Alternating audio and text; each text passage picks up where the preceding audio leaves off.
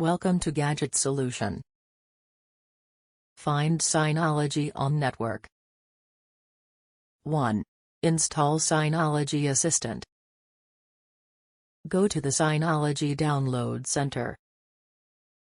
Enter NAS as product type, and select your Synology product in the second drop-down list.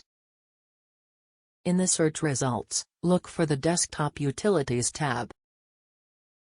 In the list of desktop utilities, look for Synology Assistant. Click on the Download button. After the download, install the Synology Assistant.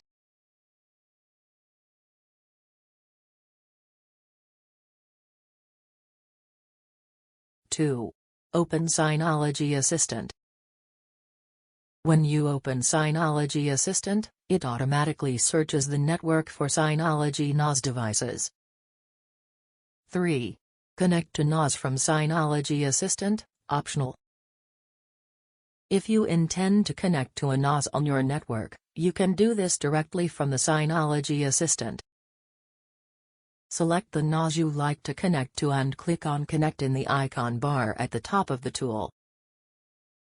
Congrats, you achieved both the primary and secondary objectives.